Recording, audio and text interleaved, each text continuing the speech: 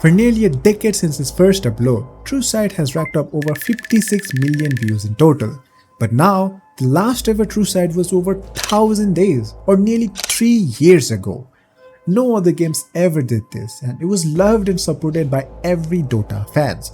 But despite its massive success, which also acted as an advertisement, this is as close as they get to advertisement. Why did Valve still make the decision to cancel TrueSight once and for all? Is it as simple as the crew moving forward, or Valve not caring anymore? They're canceling it, like maybe they don't care anymore, maybe they don't have the energy, or the passion to go through with these things. Or is there a whole lot of reasons that we don't know about? Or maybe there's a very legit reason and I just don't know. Let's find out. When you think of TrueSight, how do you think it all started? OZ's 4 out of 5 major wins? Liquid's lower bracket run? It actually goes way back with the $1 million gamble. Back to August 1st, 2011, Valve does something absurd.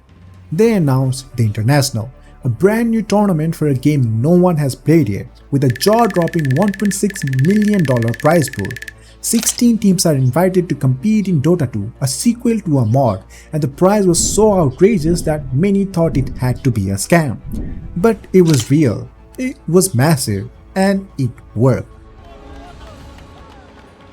A year later, the sequel gets a sequel, TI2, with another $1.6 million on the line, and yet another success. But this time, they weren't done yet. 3 months later, on November 16th, 2012, they released a video on their YouTube channel titled The International 2012, a raw interview-style documentary where you relive all the action and get a behind-the-scenes glimpses. The community loved it. It was the first of its kind in the gaming scene, and nobody knew that it was the beginning of something much bigger. Despite being raw and simple, the International 2012 documentary hit over 1 million views in its first year. The next year, Valve continued its annual International to crown the best team in the world, and once again, they put another $1.6 million. But this time, they launched something new. Dota 2's very first compendium. It was a digital pass filled with rewards, stretch goals, and $2.50 from every sale would go straight into the prize pool, which in total raised an extra $1.27 million, pushing TI3's prize pool to a staggering $2.87 million. After its conclusion, fans were expecting another documentary, but they forgot TI3 had 3 in it. Triple 3, as in you've killed 3 heroes. I don't understand. 4 to 5 months went by and there was nothing from Valve. Just when all hope was lost, 6 months after TI3, Valve dropped something. A new video dropped on their YouTube channel. It was a trailer, but not for TI3.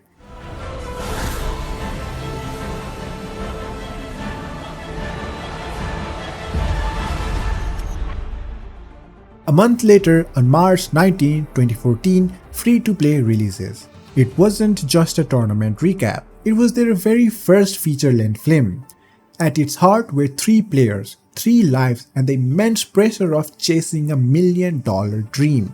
Through sacrifice, obsession, and heartbreak, Valve wanted to show the world what it means to compete at the highest level and what it costs. In just 24 hours, Free-to-Play pulled in 500,000 views. 4 days later, it had crossed the 1 million mark. In today's number, that might seem small, but this was 2014, more than a decade ago.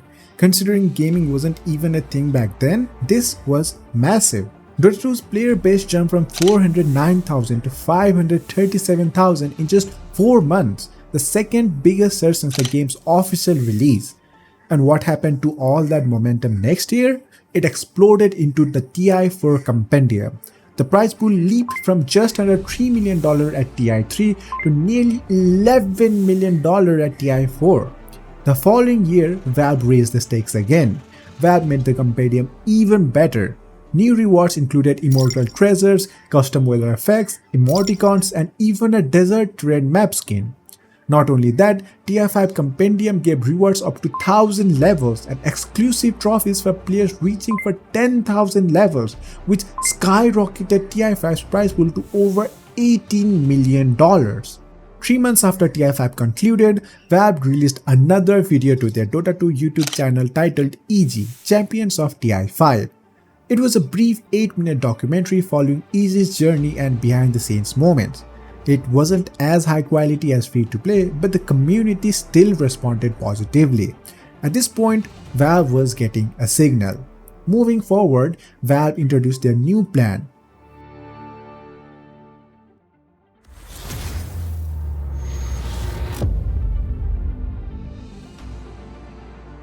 They would host 4 annual tournaments, 3 being the introduction of majors for autumn, winter and spring, which would be concluded by the International in summer. Valve would sponsor a $3 million fixed prize pool for each major, but they would be hosted by third-party organizers like ESL, Perfect World, PGL and so on. Valve wasn't giving out $3 million as prize money for free, so they also introduced fall season battle passes with new rewards that wasn't provided in the compendium.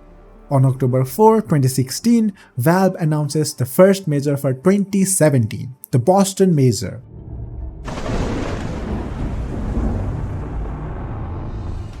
But 8 days later, something unexpected drops. 3, 2, 1.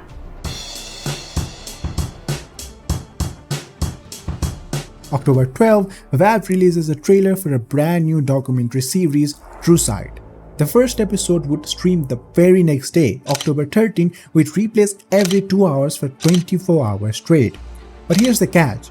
It was only exclusive to fall 2016 Battle Pass owners. Only they could watch it, even chat during the broadcast, and access it again after October 14 at any time through Steam library in case they missed it. Episode 1 featured Easy and Fnatic's story of rebuilding their rosters, moving forward to win the Boston Major for themselves.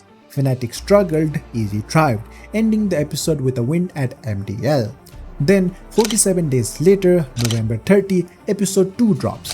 The series continued to follow Easy and Fnatic's journey on their road to the Boston Major. This new series, TrueSight, showed us the more in-depth insights of the teams, the pressure they had to deal with, and also the problems. I explain why Mushi, guys. eh. I'm talking, guys. Guys, I'm talking, okay? Wait, I'm talking to him too. I feel the communication from December 22. After 3 weeks, episode 3 goes live, and with Fnatic out of the Boston Major, the series now follows Easy alone. And then, we get that moment. Sume's Blade Mail versus No One's Rapier, the backstage reactions. The rapier! Because the disruption of passes over the back and Joseph with the cross, no one turns around. Don't hit the other miss! He did it! Nice!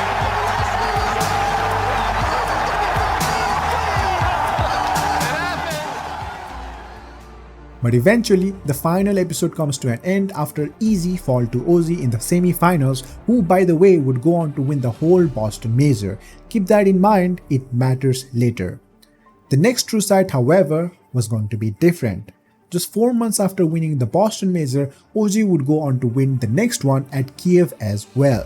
With that, Ozzy had 4 out of 5 major wins, and it was obvious who Valve had to follow next. But this time, Valve changed the rules. They didn't take themselves deep inside the teams like before. Instead, they focused only on one thing, the Grand Finals. And to top it off, TrueSight would be free to us for everyone. And we got exactly what TrueSight meant. Everything we couldn't see before. We were following both teams. We could see everything they were doing, how they were planning to take on each other, what plans they had in mind. The first 50% of the total video duration would chip down like a highlight reel, covering the first 4 games. But the remaining 50% was all focused on the final game. It was the first time we really saw what happens during a draft, how teams were already outplaying each other before the game even began, like a game of chess. Then we got to see their communication while playing, their strats, their mistakes. We saw exactly what was happening inside Ozzy when they were down 3-19, when they flipped the script on a game everyone thought was lost. It was absolute cinema. The video got 500,000 views in its first 24 hours and 1 million in a few days, similar to free-to-play. TrueSight was no longer just a documentary, it was becoming a tradition. Because just after 4 months, on September 27, 2017, 45 days after TI7, Valve would release another TrueSight focusing on the TI7 Grand Finals. TI7 was fully dominated by Chinese teams, and it was the story of Liquid's lower bracket run for glory. Upper brackets for bitches. But once again, it would only focus on the Grand Finals. And the quality was much better than the Kiev Major TrueSight, which should be expected as the prize pool for TI7 was over $24 million. It was cinema from the get-go. We were being jumped back and forth from visual communication of players into gameplay movie footage.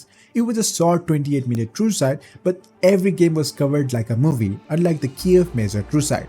Valve decided to continue TrueSight only for internationals moving forward, to keep up with the quality. TrueSight kept leveling up every year.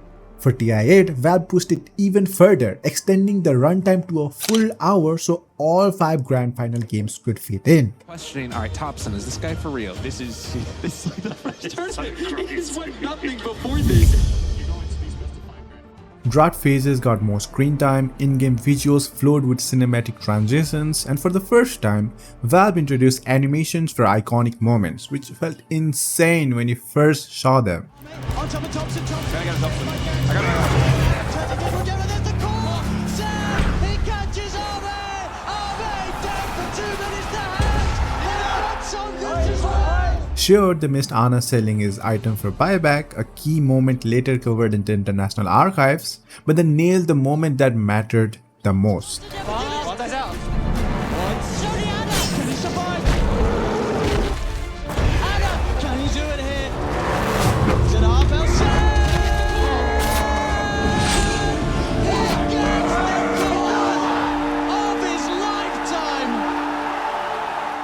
It broke every TrueSight record, reaching 1 million views in its first 24 hours and nearly 3 million in just a week. Today it sits at 17.2 million total views, the most watched TrueSight ever.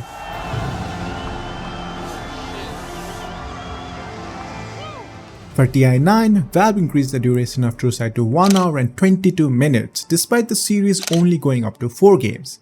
More bitrate meant even better quality, there was additional screen time during the draft phase as fans were loving the mind games between both teams. I take the Wraith King again, that's good. And they banned the Wraith King. Better animation, Look for the setup, the toss back. Jerix is going to look to set one of him instead. They'll throw it back.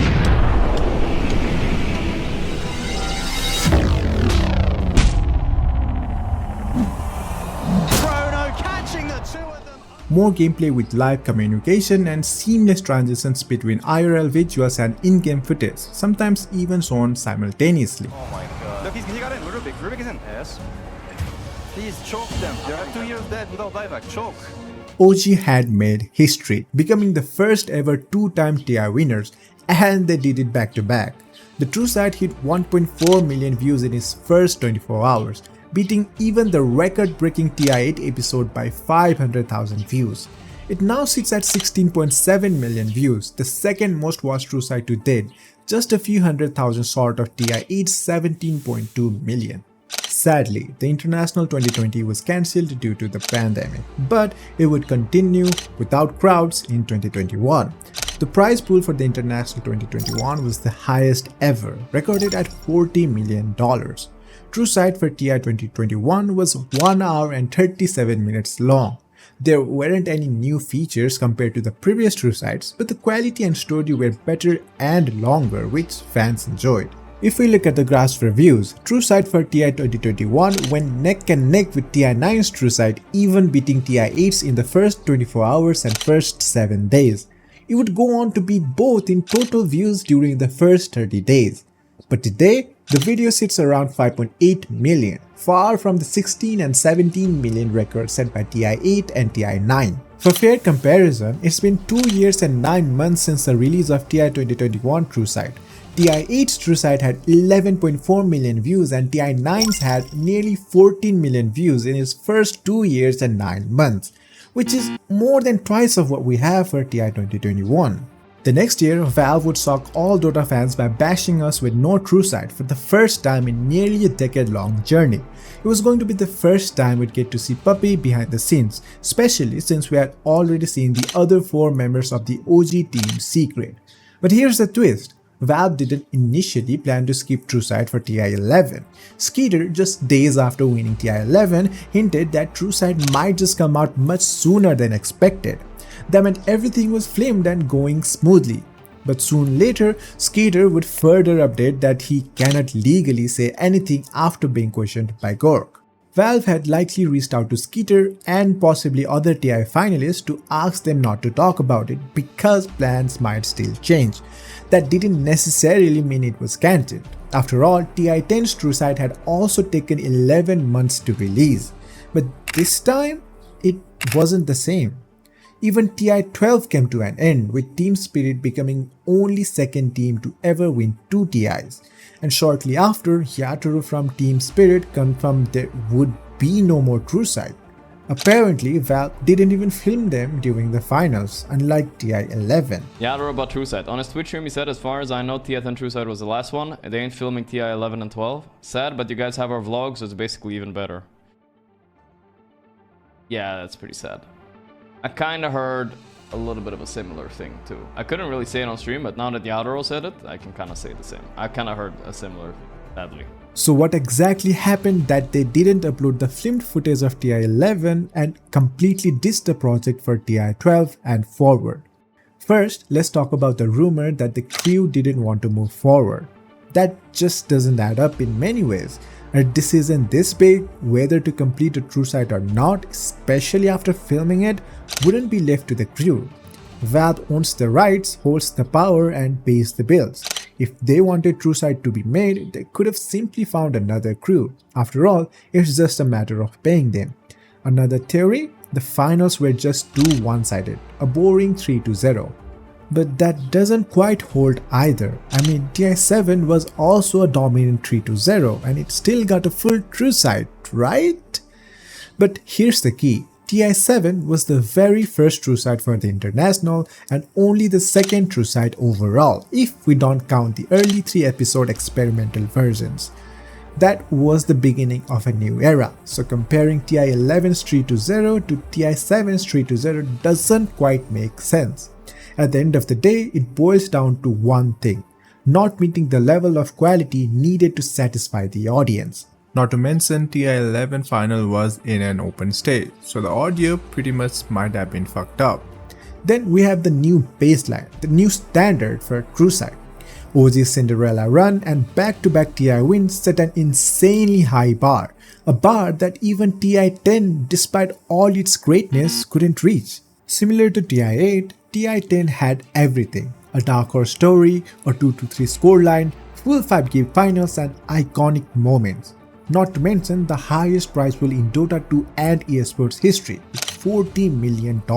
And still, it couldn't come close to the expectations OG had created. It's not that the TrueSight for TI-11 would have been bad or even worse. It's just that what OG did exponentially raised expectations to the point that even a great story might not have felt great enough.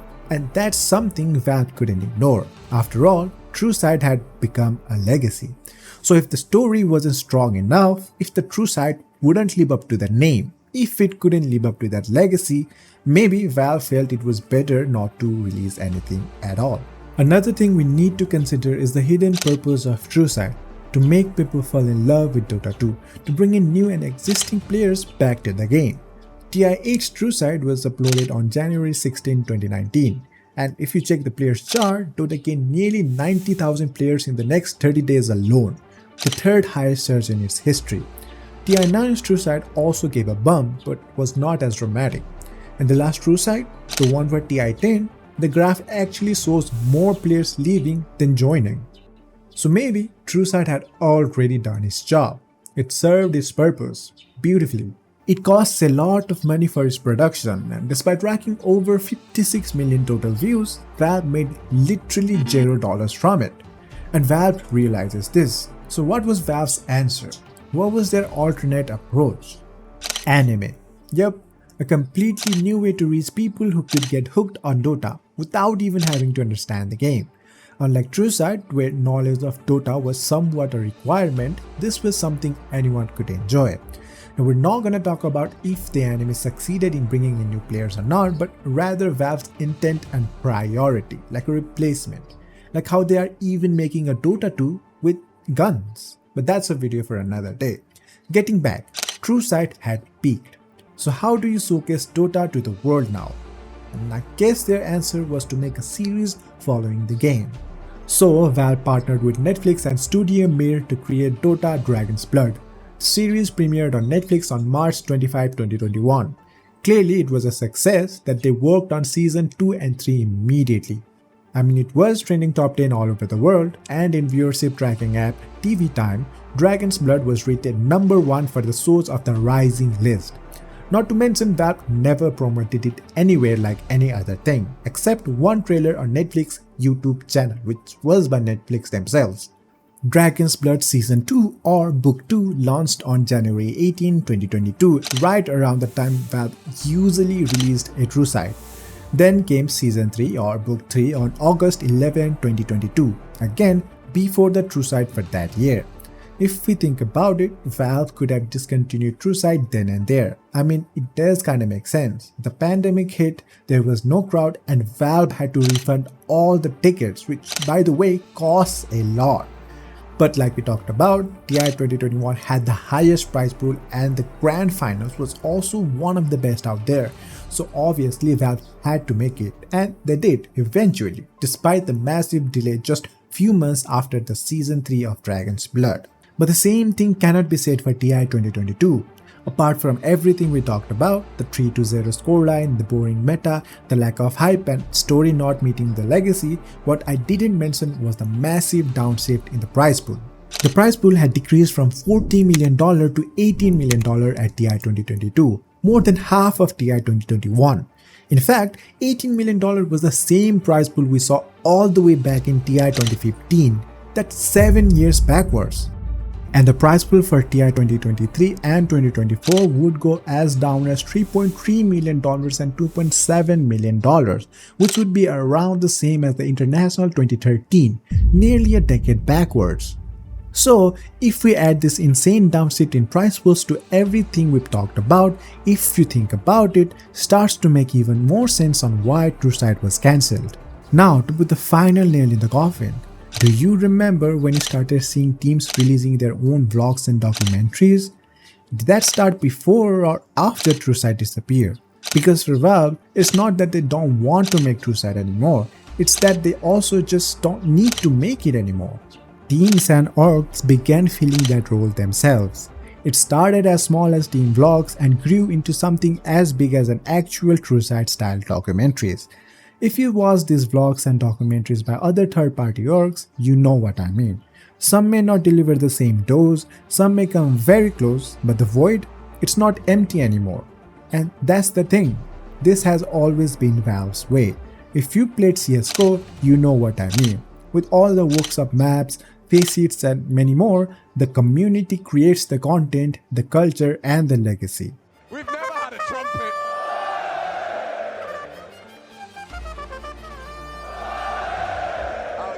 Valve just gives them the tools. That's what TrueSight became, a blueprint, a seed. And now we have lots of TrueSights. ESL Unmuted, The Return of Sev, and team-produced vlogs and documentaries of their own international wins. Valve even started letting third parties host the majors and the international, and now they're fully stepping away from the esports scene, giving third parties full control. I imagine this next TI will be good. PGL's like fully taking the reins on this next TI, so I imagine they will do a very good job with it because it is the first time that the product is entirely in their control. I don't know if TI will like maintain that same kind of status for the years to come with Valve not being a Valve product, but I mean just naturally I would just imagine TI is just going to become less of a thing. As crazy as it may seem, this is just how Valve operates and has always been like this. This is the Valve we know and love. We might never see another official Valve TrueSight ever again. Maybe That's how it was always meant to end. Чемпионом звезды нашел. Я каждый раз перестану. Именно это и представлю. Я сейчас ловлю себя на мысли, что а что теперь делать-то в жизни вообще? Oh, by the way, have you ever seen someone get a kill with an Eel Scepter in the entire history of Dota 2? You should check this video out. It's my another channel where I do ridiculous challenges and entertain you guys. See you there. Or check this another video from the documentary channel.